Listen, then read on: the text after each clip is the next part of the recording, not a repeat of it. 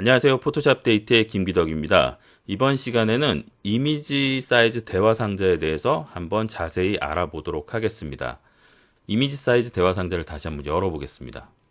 자, 이 상태에서 보시면 리샘플링 체크가 되어 있고 지금 오토매틱이라고 되어 있는데요. 오토매틱은 말 그대로 자동입니다.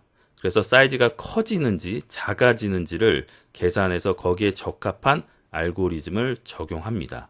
이 안을 한번 보도록 하겠습니다. 이 안에 여러 가지 알고리즘들이 있는데요. 프리서브 디테일, 디테일을 유지하라는 거죠. 한글판에는 보시면 세부 묘사 유지하고 가로치고 확대라고 써 있을 겁니다. 이미지를 확대할 때 노이즈를 없애는 슬라이드를 제공하거든요. 한번 눌러볼까요?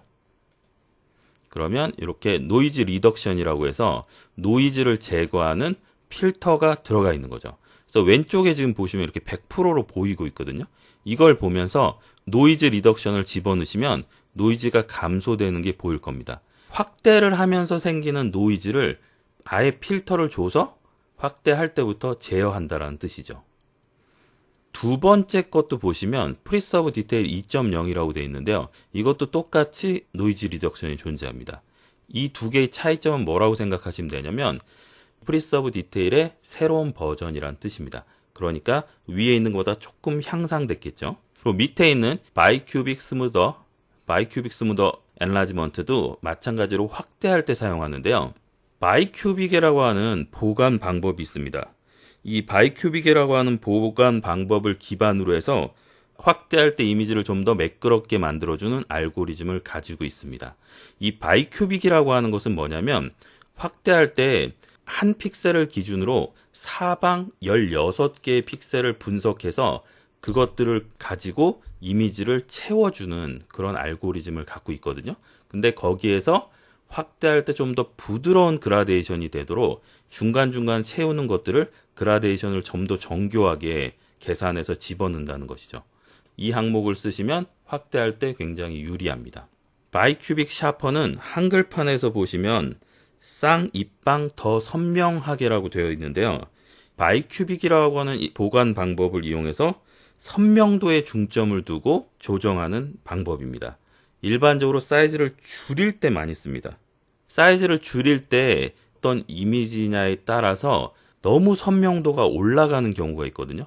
그럴 때는 그냥 일반 바이큐빅, 요 바로 밑에 있는 이 바이큐빅을 쓰시는 게 훨씬 더 유리할 수도 있습니다.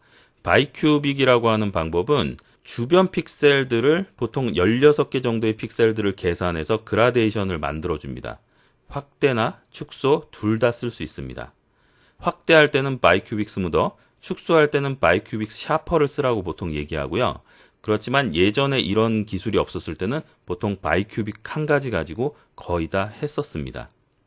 자, 그리고 밑에 있는 니어리스트 네이버는 초창기 포토샵 버전에서 썼던 건데요. 사이즈를 줄이거나 키우거나 할 때 다 쓸 수 있습니다. 그리고 굉장히 속도가 빠릅니다. 왜냐하면 그라데이션을 만들지 않고 옆에 있는 픽셀과 똑같은 픽셀을 그냥 채워버리거든요. 확대되거나 축소되면서 그 엣지에 안티알리아싱을 전혀 넣지 않기 때문에요. 격자 무늬가 굉장히 두드러지게 나타날 수 있습니다. 그래서 보통 일반적으로 사진에는 잘 쓰지 않습니다. 그리고 바이리니어 같은 경우는 얘도 초창기에 나왔던 포토샵의 보관 방법인데 바이큐빅이 나온 이후에는 바이리니어를 굳이 쓸 이유가 없습니다. 바이리니어도 보통 한 픽셀을 기준으로 4개의 픽셀, 주변에 상하 좌우 4개의 픽셀을 분석해서 그라데이션을 만드는데요. 지금 현재 바이큐빅 같은 경우가 16개의 픽셀을 이용해서 만든다고 했잖아요.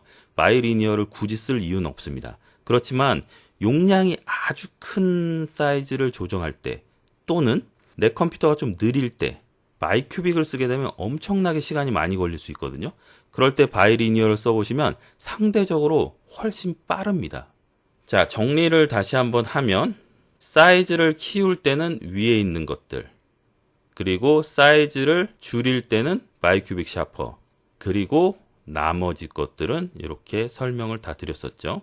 자, 그러면 보통 어떻게 쓰냐면 사이즈를 키울 때는 이걸 쓰고 사이즈를 줄일 때는 이걸 쓴다 이렇게 돼 있는데 그렇게 하면 되게 귀찮습니다, 사실은. 그래서 저 같은 경우도 오토매틱이라는 기능이 생긴 이후에는 거의 오토매틱에다 놓고 씁니다. 그러면 이미지를 내가 키울 때 줄일 때 알아서 바뀌죠. 그런데 오토매틱으로 한 후에 결과가 마음에 들지 않는다면 그때는 내가 수동으로 한번 해보는 거죠. 비교를 해보시면 분명 차이가 있습니다. 지금까지 포토샵 데이트의 김기덕이었습니다.